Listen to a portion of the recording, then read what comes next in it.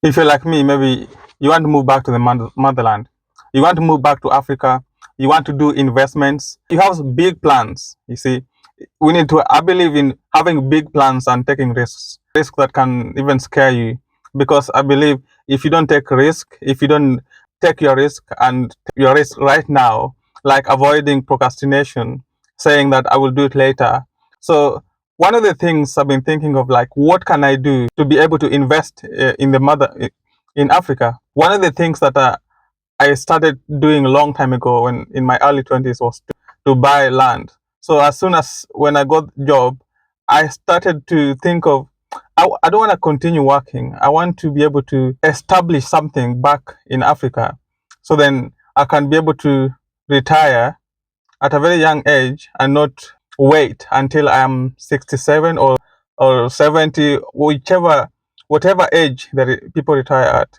Because I feel like that's a scam to wait until you are 67 or 70, then retire at that age when your early years, youthful years, when you have energy to do things are gone, that you spend all your time working for someone for them to be able to realize their dreams, and for you, your dreams are kind of shattered. So I want to motivate you. I want to encourage you that let us commit to our goals. If your goal is to invest in the motherland, this video is for you. So I want to share some of my ideas. Maybe you also have some of your ideas. You can leave in the comment section. I can also learn from. So one of my idea is buying land, for example, buy land and buy land at a strategic place, a place where it will go up in value. The value will double maybe in 5 years or in 2 years, and you can actually buy land in a city if you can. And also, just don't leave the land to be bare without earning anything. You have to develop the land. You can lease the land in the meantime if you're still working on yourself or making sure that you have enough capital to be able to invest in the land. So one of the things you could do is to lease the land. Someone can lease the land and you get passive income from that.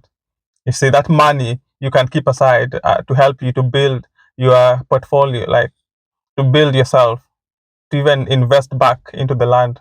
For example, you can also do rentals in the house, in the land, in the land.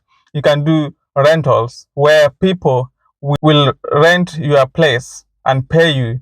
Doing Airbnb, for example, you do Airbnb where people come every day, they pay you and you get money, passive income.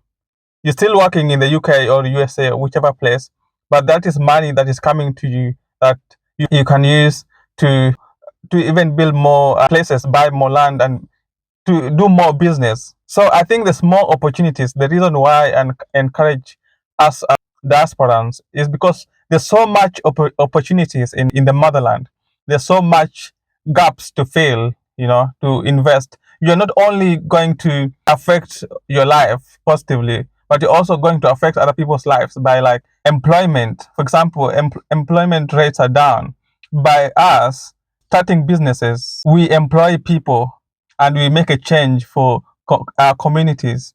So that is why I advocate that we focus in the motherland. One more thing is to start Airbnb. If you can't buy land, you can't construct anything, maybe what you can do is start Airbnb. And Airbnb nowadays, you can manage from anywhere in the world. You can have a smart lock, and have someone on the ground that just cleans the room, change the. Nowadays, the people that rent out the rooms, they provide service. They can actually clean your room and that. So, and change the beddings and all that. And so the money straight away comes to your pocket.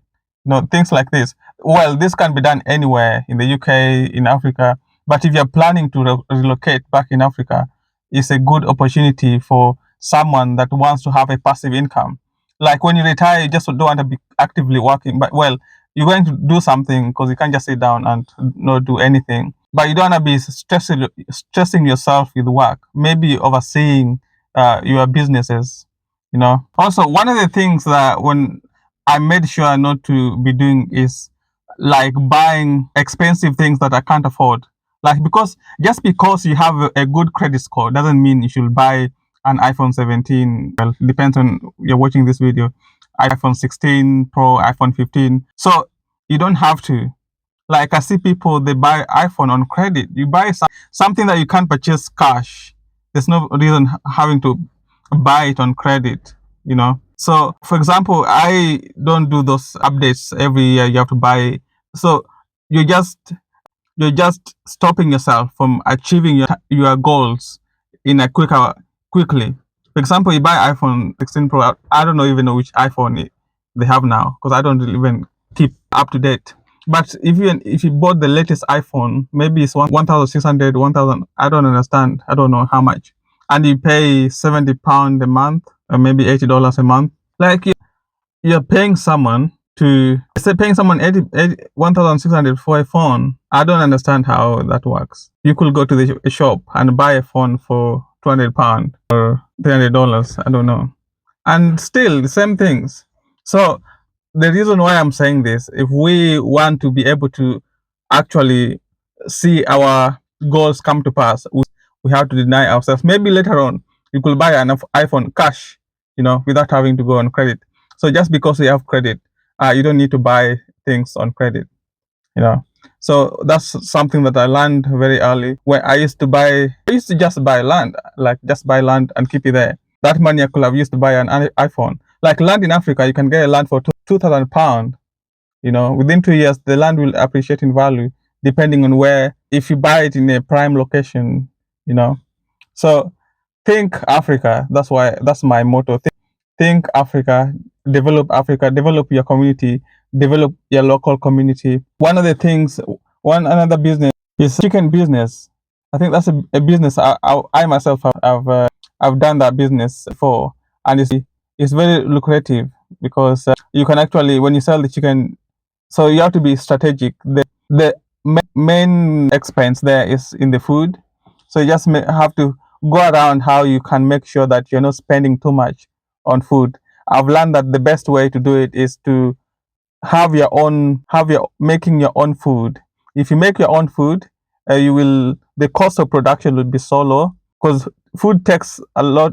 It's a high percentage in chicken industry. Like just food alone takes a lot of money. So you want to make sure that you're not spending too much on food. You see, you're not spending too much on feeding the chicken, because the more you spend, it means the more. If you spend too much, your returns won't be too much.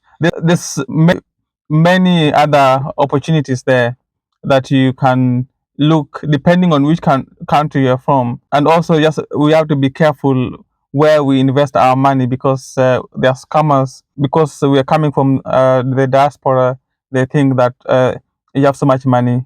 I'm told, I've heard that even family members can scam you. So we have to be very careful when we are doing business in the motherland.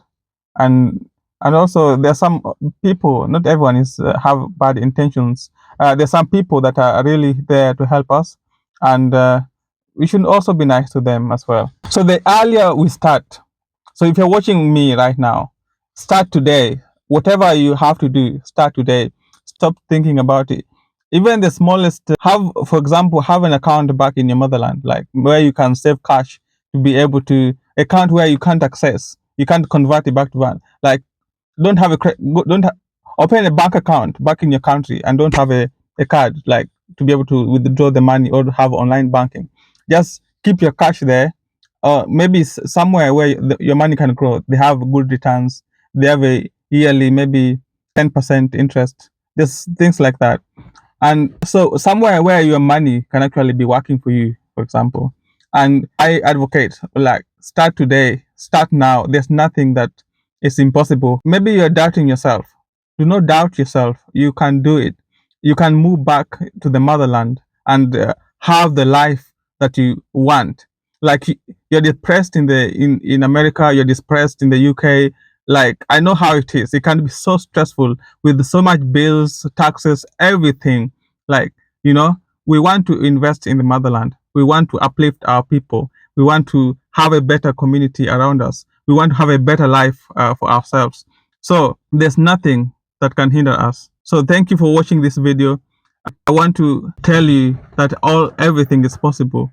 That whatever it is that you want to do, you can do it. So we can all do it. And I believe that God will help us. I believe in God, and I know that God will help us to move back to the motherland and to have good businesses. Thank you, and have a wonderful day. Have a wonderful night. Have a blessed evening. God bless.